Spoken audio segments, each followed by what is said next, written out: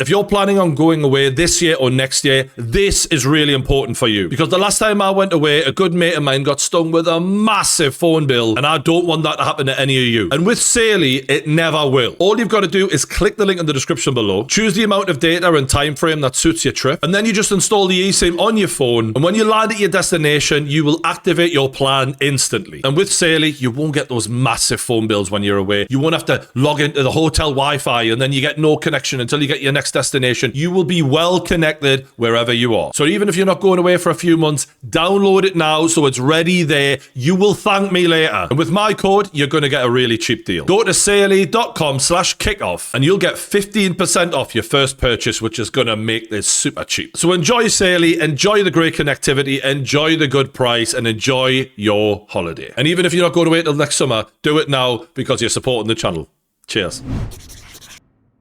Newcastle United have actually won away from home. My God, is this what it feels like? I forgot. And I guess I've got to say I told you so, because everything I said in my last rant video that needed to happen, happened, and we smashed them. We scored 4 goals away at Everton, 3 from the Geordie Germans and 1 from a Geordie star boy, and I'm going to get in depth about the Newcastle team selection because lessons must be learned from Eddie Howe from this one. I have never came into a game more fearful of a team sheet because, like, Newcastle's problems have been glaringly obvious for months actually now. And at the very least, a good few weeks. All of the things I said in my last video about the lack of rotation, running the midfield into the ground, why are you buying certain players and never using them, playing players in their rightful position, getting service to Voltemora, a lot of things needed to be addressed. And I needed to see a team sheet that reflected when players play badly, they don't get selected. And because Eddie is just so insanely loyal, there was a big bit of me that was like, he's not going to do it, is he? This is like Gareth Southgate vibes now. Like, it's staring him blue in the face and he's still not going to do it because he never does it. And my faith in Eddie, it's been rocked a little bit lately. And it's not that I haven't got faith in his ability to be a good tactical manager, a man motivator. But when it comes to his loyalty and his team selections, I've just been like, how bad does this need to get before someone gets dropped? It's actually getting ridiculous here. And if you're going to take us to the next level, one of the key components a manager needs is to be brave enough and big enough that when players are playing badly, no matter what they've done for you in the past, they get dropped. And when I seen the team sheet, I was just relieved. I was like, thank fuck, he actually did it. Nick Pope got dropped. Thank the Lord. It only took him costing us 3 games in a row or something. Should have happened after the first game, to be honest. And what annoyed me a little bit is that before the game, it came out that Nick Pope was injured, and that is why Ramsdale was playing. And I'm like, can we not just have someone accountable? Because then it takes away from what Eddie did, because it feels like a lot of the time, Eddie won't make a decision, no matter how obvious it is. And I know this is a positive video, and I'm going to get positive, don't worry. But in order for us to keep getting the right results, the working out has to be correct. And the working out here needs to be that Eddie Howe spotted an underperforming player. He dropped him because he was underperforming,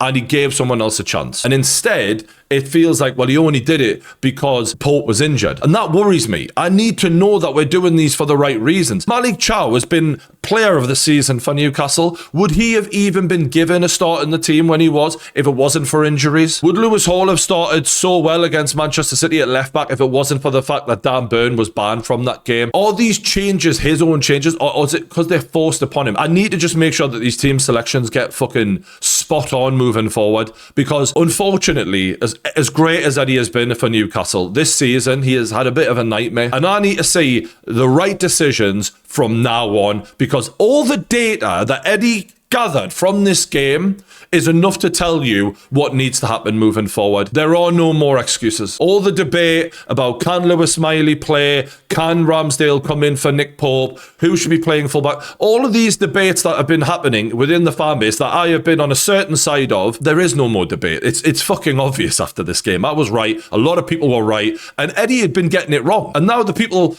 going, well, what were you worried about? You know, you should have had faith in Eddie all along. Well, actually, no, because Eddie was doing the wrong thing. And it was only when it was forced on him and staring him blue in the face that he finally did the right thing. And I just need to see him make sure that he doesn't make these mistakes again. Because he's been pretty flawless for a few years now. This isn't me getting on his back. He has been pretty flawless. But this season, I hope he's learned a lot from this, especially this game. One of the main players I singled out in my last video was Miley. I was crying out for him to be given game time. I've been doing that for multiple years, to be honest with you. But especially when I look at what's happening to Elliot Anderson, the fact that he has been given game time away from Newcastle, allowed to flourish in his rightful position, a position he was never given an opportunity to because Eddie has his favourites at Newcastle and he's now outperforming those favourites. I do not want to see the same thing happen to Miley, who I said in the last video at Newcastle has shown more than even Elliot Anderson did in a Newcastle shirt. The talent is there. At 17 years old, he was playing against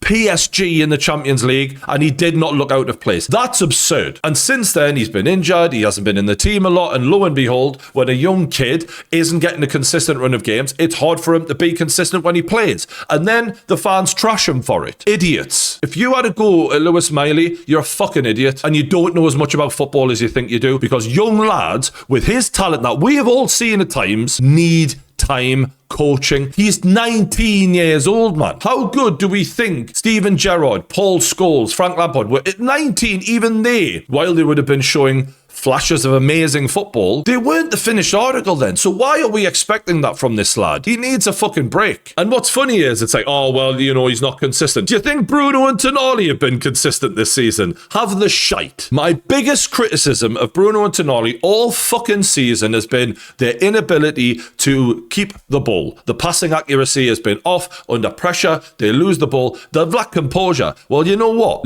Miley put a better performance in last night than either of them have put in all season. And that's not me slagging them off. That's me praising some of the ability that Miley has. There was one pass, and I posted it on my Twitter account. He's pushed down the flank, really awkward. Where do you go? What do you do? I'm so used to Newcastle just fucking it at this point. Booting it out, hits off a player, goes out for a throw-in, we lose the ball. He just dinks it right over the Everton attacker who's coming to close him down into the path of Livramento. You look at that and you go, would anyone else in our team have managed that? Maybe not. He's 19. That's before I talk about the goal and the assist, his interchanging of play, the little give and goes. So often at Newcastle, we get the ball in that midfield and it's pedestrian, it's, is anyone going to come to? And people hide in that midfield, and that's been fucking me off this season. He doesn't hide. At 19, he probably should be. He should be a little bit afraid. He shouldn't have the bravery. He's so cool under pressure. And yes, sometimes that coolness will lead him into making mistakes because he's a kid. But the fact that he's always showing for the ball, they're the players that make a team tick. That's the type of player where, and I'm not comparing him to Paul Scholes, but when you looked at Paul Scholes at Manchester United, he was the fucking heartbeat of that team. He was the conductor. He kept everything going. Miley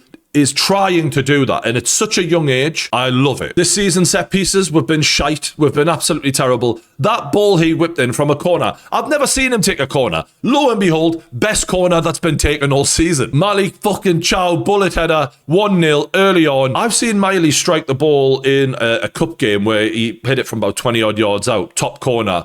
And the way he hit it, it was almost like Beckham style technique, not on the level, but he had a similar way of swinging his arm and the way he connected with the ball. I think that they need to get Miley on the training ground working dead balls every fucking week now, because we haven't got a dead ball specialist, and he is the one who is showing me right now he might have a natural God-given gift in that department. Will it be as fucking good as David Beckham? No fucking way. He was one of the greatest of all time. But I'm just saying, nurture him, enhance what is there. And look, he got a bit lucky with the goal because Pickford had a fucking mare, which we're always loving as Newcastle fans, with Pickford being a massive macker, and usually having a good game against us. Pickford, he's a nightmare usually. Miley on his weaker foot, slotted it home. Just beautiful. I am so happy for this lad. I've been defending him, and he switched his comments off on social media, which is probably a good thing anyway, because who needs that? But he did it because fans were giving him a hard time, and I'm like, you know what? You lot should hang your head in shame. He's one of us, him. Even if he has a bad game, he's so young. He's one of us. He's shown so much talent.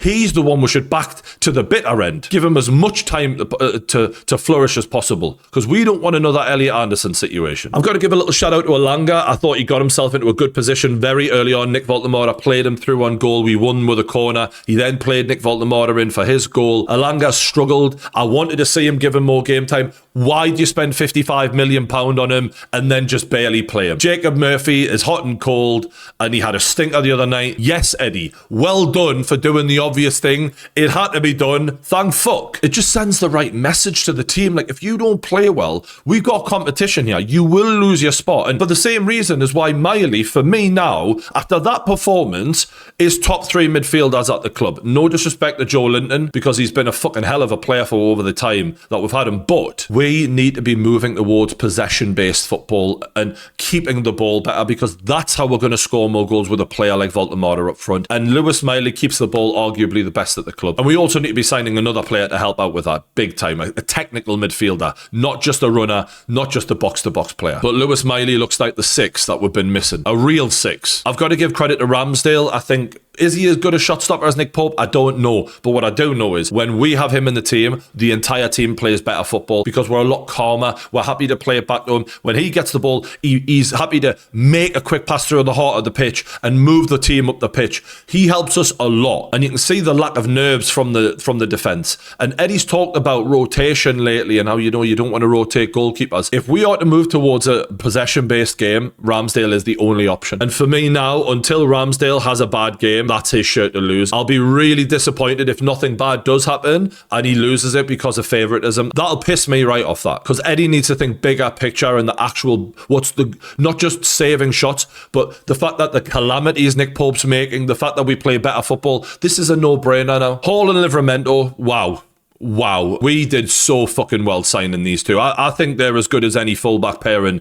in the Premier League. And the fact that they're both English, I mean, they should be playing for England. Yes, we're quite blessed in certain areas, right back. Lewis Hall's England's #1 left back right now. Don't even talk to me about the lad from Arsenal. He doesn't fucking come close. I mean, forget defending, which Hall is great at. He's dribbling in close quarters, right? When he's got men around him, he's so fucking cool and agile and nimble on the ball. And that cross for Miley Chow's header, wow. I mean, that was left foot Beckham, that. I mean, I'm talking about Beckham a lot here. That was so fucking good. And between him and Livramento, it's a photo finish between who's better. Like, you could say one's better going forward, one might be better defending. They're fantastic. And this brings me on to the Geordie Germans. I mentioned Malik Chow's header. He scored 2 headers in this game. Here comes the cross in from Hall into Malik Chow. Runs off. Lovely goal. Beautiful. Yes, son. How good is Malik Chow is a question we're all sort of starting to ask now, because it's like, I've never seen a young defender come in at his age, new league, and literally just be so dominant. I mean, the way he handled Erling Haaland was a joke. And he kind of looks like that young Virgil van Dijk, that young Rio Ferdinand type player. Can he be as good as them? That is a massive ask, right? I'm not expecting that. But he's in that mold. He's so explosive and strong, and yet he's a commanding presence at the back. He's composed for his age. He'll bring the ball out. He's got a bit of class to him. He's the total fucking package. He came in as a young kid who maybe have to break into the side. He is the first name in our back four now. He's man of the match every fucking game. We paid 30 odd million, which in today's market for a player of his ability, his profile, is an absolute bargain. We were getting quoted 70 million by Crystal Palace for Gay, and he can't even lace this kid's boots. No offence, like, good player. But we have landed right on my feet with this lad. And I was relieved to see Dan Burn next to him instead of out on the fullback positions. Like, Dan Burn is a good centre-back, and I think them two could make a good partnership. We've rotated a bit. For me, after that performance, I would keep Dan Burn in. I think he's a leader, and I think that leadership that he brings is valuable on the pitch. So I'd give these two a go. Botman made a few mistakes earlier this season. So did Burn, but Burn was playing in the wrong position. Give Burn a go next to Chow for me. Like, long term, if we can find another Chow, fuck me. That back four is going to be ridiculous. And look, in terms of XG conceded, I think we're like second top this season, only to Arsenal. So happy days. Now on to my favourite subject of Newcastle. It's this guy, Nick Voldemort, in the pissing down rain, and yet still cool as you, like, my guy. Honestly, I have backed him from day one. And it's really funny because early on I put this tweet out, and I've put loads of tweet out about Nick Voldemort. I'm his biggest fan at this point. It's a joke. And I said, this is my favourite player to watch since Alan Shearer. And obviously, like, the Liverpool fans piled on. Everyone piled on. What a load of shit. You're just coping because you miss Alexander Isak. You don't really like him this much. He's not that good. What are you on about? He's just some German dude. How good can he even be? And it was a satisfying moment to put this out last night when I tweeted this. They said I was just coping because we lost Isak. Well, who's coping now? Because of the kind of goals he scores and the moments of magic he provides. There's no other player in the Premier League this season who has a catalogue of not just goals, but little flicks, little moments where you're just like, who the fuck else is doing this in the league right now? No one. No one. And when you're under pressure like that, he hadn't scored in a couple of games. You know, Donnarumma had a fucking unbelievable game for Man City the other night. Otherwise, he would probably had 2. Pressure's on. You know, the rain's pissing down. You've got players charging at you. The keeper's running out at you. Advent to just go, dink. Easy as that. Not a problem. Again, I've compared some Newcastle players to great legends because it's nice to sort of use them as examples. I'm not saying he can be as good as these players, but to be that skillful and calm under pressure, you see players like that very rarely in the Premier League. And if I was to name some of the greats who were like that, Dennis Bergkamp, Eric Cantona, Robin van Persie, who knows if he'll be as good as those, right? Who fucking knows? But the point is he's showing me something special. And he has been from day one. And I've seen it from day one. When everyone was saying, no, he's not a striker, he's never going to get enough goals, there was never a doubt in my mind. How often have we seen a player like this who can just do those little things? Yes, sometimes he drifts out of the game, but when he's...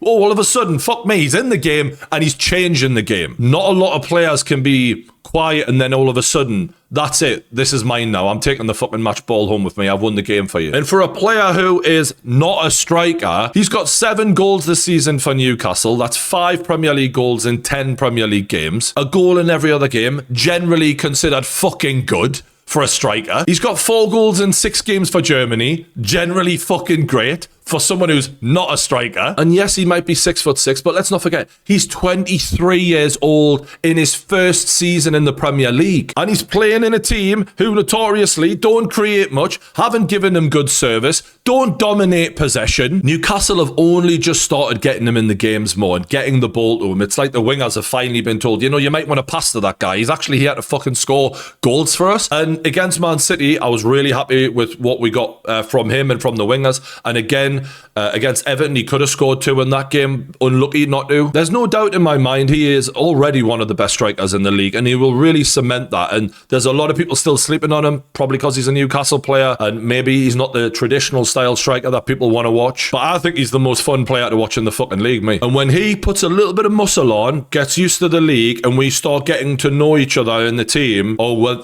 then you're fucked. Then you're all fucked. And then a lot of people will be coming back to all my original tweets and realizing I've seen it before, the fucking lot of them. So apologize now, or while you still can. And I just have to give the whole team credit for this performance because, look, Everton were on a good run. They'd won back-to-back games. They were really resolute against Man United at Old Trafford, down to 10 men for the majority of the game. I heard the Everton fans giving Voldemort a lot of credit. They're a proper football fan base, right? It's a proper football club. It's a hard fucking place to go. New stadium. David Moyes is a serious manager, to be fair. I think he gets a lot of disrespect. And one of the main adjustments Eddie and the lads made was that we just didn't sit back. We did for a bit, and I was fucking annoyed because it was like 96% possession or something to Everton after we scored, and I was like, why are we doing this again? But we eventually mustered up the courage to have a go at them, keep having a go at them. And when we did, we broke them down very easily. And look, I'm recording this on Sunday morning, so obviously the league's going to change slightly as these games get played. But as it stands, Newcastle are on 18 points. When you think of how bad our season's been, that's not bad at all, really. I mean, we win one more game and have a few lose ahead of us. We could be up to top 5, top 6. It's fucking recoverable, and we've got some winnable games. We just need to build on this now. I want to see Lewis Miley getting more games. I want to see more rotation. I'm looking forward to seeing Wissa back in the side because I think he's another one who can get in and around Voldemort, benefit from Voldemort, and also help him. That could be great. But I don't want to get my hopes up too much because this has been a fucking rocky season, man, and I'm reeling. But I'm delighted with the win. Let me know where you think Newcastle will finish in the comments below. I feel like I'm getting carried away. Maybe there's a reality check coming. You let me know what you think in the comments below. I'm still hungover off last night. I'm probably not thinking straight, but if you haven't already, hit the like button. Subscribe to the Kickoff YouTube channel. We'll be back with more debates with me and the lads next. I'll see you there.